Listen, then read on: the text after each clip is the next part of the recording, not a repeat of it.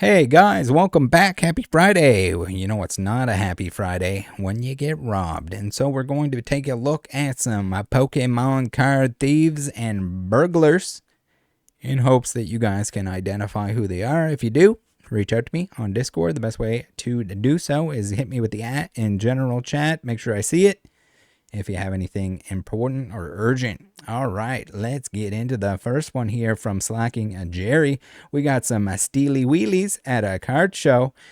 Reminder, as he points out here, this was stolen from Ditto Bro. Make sure you have the camera set up. They're not that expensive, especially if you have a bunch of very expensive Pokemon cards on your table. It might deter thieves, or the dumb ones might steal right on camera, like so. Let's give it a watch. A whole binder?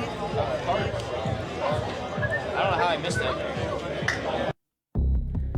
Uh-oh. All right, we're going to mute this part just in case the audio is copyrighted of some kind.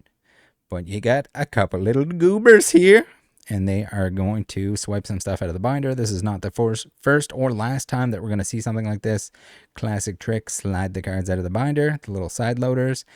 And yeah, they even notice, they see the camera, but they're going to proceed with the thievery nonetheless. Slide it to the binder. Usually they put it in under something, or they'll slip it into their pockets, put it under the phone, put it under a tin, that kind of thing. If you have binders out, even if it's, you know, the lesser expensive cards, just make sure you have somebody keeping an eye on whoever's flipping through it, because they'll use the pages to hide where they're slipping stuff out. They'll use a little distraction technique with their friend who's going to say, like, hey, I'm totally interested in buying these cards from you. Do you have that one that I've already seen in the binder that I'm flipping through? That sort of scenario. And yes, they're gonna stand there a while, as they do on gas station encounters. He's got the thief stretch that he pulls out before he goes into swiping some more cards, sticking them in his pocket. So, and it's tough because there's a lot of people that are going to ask you questions, whether they're with the person or not. There's going to be a bunch of people that you might want to help multiple at the same time while somebody's browsing through. If you have extra eyes, that's great. If you have a camera, even better. So they say all parties were identified by the end of the day thanks to multiple vendor friends in the C word. Ditto Bro had all 3 of his cards returned a few days later, and all matters were resolved. Regardless, these guys should not be allowed in that card show or any other card shows. My apologies, but you lost your privilege of being there. Thanks to Cali Life for sending me that one. Next, we got A&N Collectibles. 3 individuals broke into the shop before 2 a.m. this morning. They wore masks and gloves. They took sealed Pokemon and Magic product, as well as Pokemon singles and sports singles/slabs. We believe they were driving a black Mercedes A-Class and also wore a hoodie branded Loyal Origins. Dude, that is so loyal. Oh no, he's got the Schneike Jordanes on. Typical G-baller thief sneakers. My apologies to anyone else who wears them and likes them. We got the vehicle in the back there. Very sneaky of them to pull right in. Interesting. Interesting enough. All right, so if you recognize the vehicle or the people involved here, contact A&N Collectibles, contact me, contact the police if you want to as well, with any information that could help lead to an arrest. We got Crave Collect here, who says they got hit at 6 a.m. looking for a black Tahoe and 3 guys. So not the same break-in, not the same area, but we do have, they always got they got the black vehicle. They got to cover the license plate. This guy seemingly is wearing is he pretending to be the police here? He looks like he's straight out of Black Ops 45. He's got the full gear on. He's geared up. And this guy's just going fishing. If you know this fisherman and or this Call of Duty role player, please let us know. Yeah, this he's ready. Doesn't matter if it's raining or not. He is going fishing. He's determined. It's his day off. And when he's not fishing, he's stealing sports and Pokemon cards. So we got the back end of the Tahoe there. Very interesting. Here's a list of the cards that were stolen, many of which have certain numbers attached to them.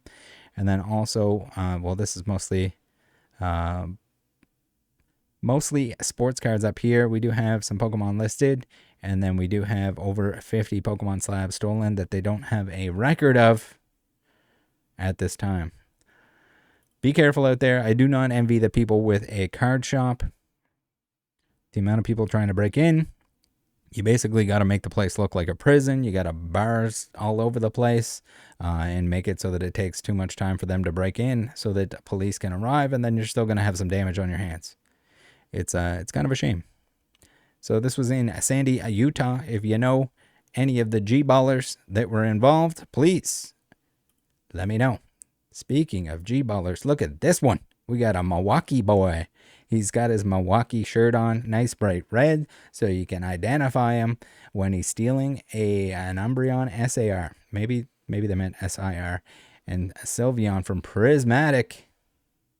And we are trying to get the word out as we can try to get the cards back and warn people about this guy. If you all hear anything and can help, that would be greatly appreciated. So if you see this guy at a card show, at an event, or you know who he is, let us know. That was at a Dark Side Games in the Las Vegas, South Las Vegas Boulevard, Las Vegas, Nevada. All right, before we get into the bonus round, which you're not going to miss it because you don't want to miss it. We got PSA Pikachu, Secures Card Shop, Card Market, Buyee, Catch 'em All Collectibles, Collector App, discount codes for the stuff that I use and recommend, a bunch of affiliate links that you can click before you're buying the things you're buying anyway. Thank you to everyone that does. You are the reason why the channel here, you don't have to send me money. Not necessary. Click the stuff. Take a couple extra seconds to do so before you're shopping. Make sure you're buying stuff that you actually want. Don't just use the affiliate link to buy something that you don't need or want. That's not good. All right. Thank you to Card Market for sponsoring this and many other videos. Appreciated. Buy the singles when they're cheap. Do not buy the stuff that's pumped up currently. Stay away from that stuff if you can. Stay away from the very hyped, very manipulated stuff that we've seen. Speaking of very manipulated stuff, we got the Burger Chew here, and this was posted in the Discord. I'm not gonna name anyone that posted it, but someone was asking if they should buy this, if it's real, and there's a few things to look out for here. First off, stock image, which is fine.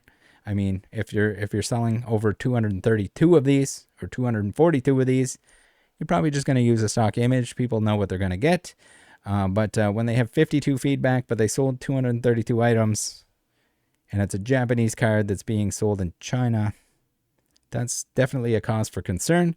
Now, with eBay, if you don't receive the proper item, as long as you can identify if they do send you a fake one, you're going to be all right. You'll get your money back. It's just going to be a lot of time and effort wasted on this thing that I don't think you should be paying $16 for to begin with, but to each their own. Now, the biggest thing is if you go into sellers' other items, you can see here they're selling a fake Rayquaza, the Pikachu that they sold so many copies of that people are going to have some headaches trying to get back. It could be that they're just trying to like make some money and cash out and leave the account forever. I'm not really sure. But regardless, if we scroll down here, you can see that they're not a Pokemon card seller of any kind. They're selling a bunch of what looks like Chinese stuff, random Chinese stuff, random products. We got foot massagers, we got spider earrings. This doesn't look like somebody that would have 240 copies of a Burger Chew, if you're asking me. But if anyone did order it, please let me know if it worked out for you. Do not order it if you do not want to waste your time, because the odds of you getting a real one. Thing to look out for too is like if the price is too good to be true. So like something like this. Be careful buying loose packs of Sword and Shield. They are pipeable. You can tell if you got a V or better. So there's going to be a lot of dead packs out there going out to people. Basically, it'll just let you know with the metal detector how many hollows are in the pack. So if it's a non-hollow pack versus a hollow or better pack, you'll be able to identify those. All right. Did I say V or better? Hollow or better? Hollow. Anything with foil. is going to set it off. So if you have a non-hollow pack, which is two out of 3 packs are duds, dead ones. I guess later on with the glaring gallery, that's a whole nother thing. Be careful.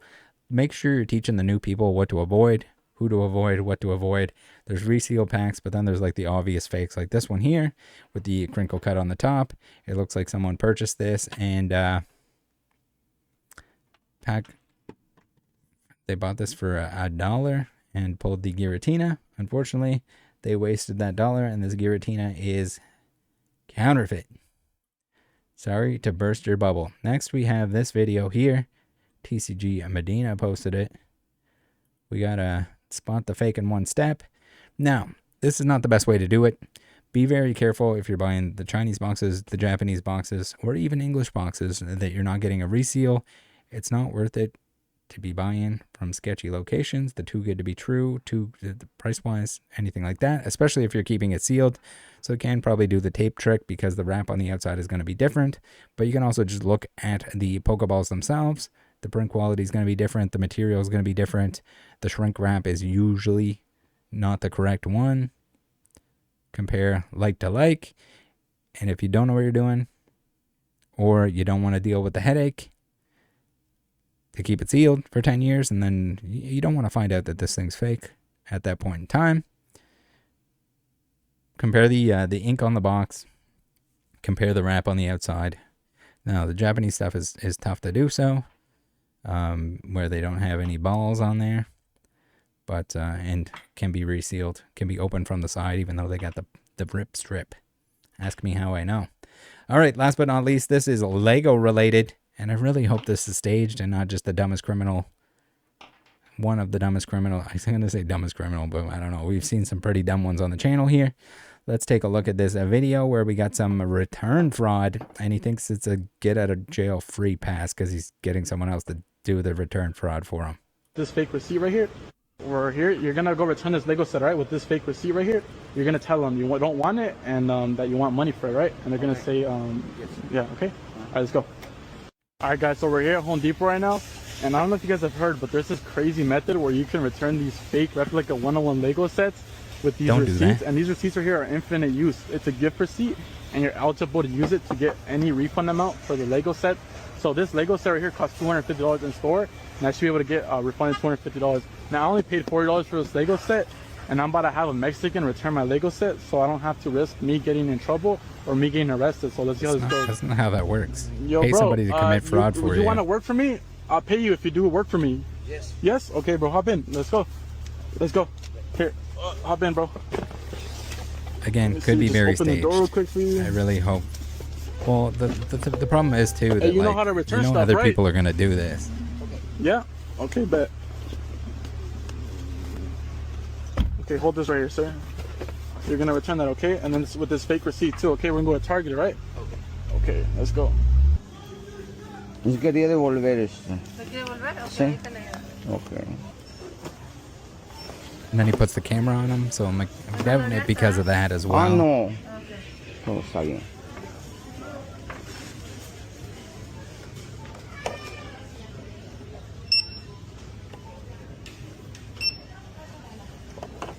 I mean, there's a ton of return fraud Okay. in Pokemon as well. So he gets the gift card. They're gonna gloat about it outside. There's a ton of return fraud in Pokemon. There should be no returns whatsoever on trading card products because of them being resealed and Gracias. typically Alright, the man, you big did box it. stuff. Oh my God, yo, there's no way. Yo, my G, yo. How much are you? $10 or $15? $15 okay? Okay. Okay, $15 okay. So there's a lot of it in Pokemon. We see many times where people will open the cards, send them back, ask for a return, screw over the game stores, screw over the big box stores. Big box typically isn't going to put that stuff back on the shelf if they do accept returns on it. Saw recently where Amazon was unfortunately putting it back up for sale with my Destined Rivals box. So be careful with that. And again, Amazon is like, as long as you can identify it as a resealed item, you're going to be fine. You're going to get your money back. But yeah, I don't know. Just the weird, I can't imagine being in like the mindset that like you just don't want to do anything but actual work or something productive in order to make money. Like this is what people are gonna do. We're scamming Target on Lego.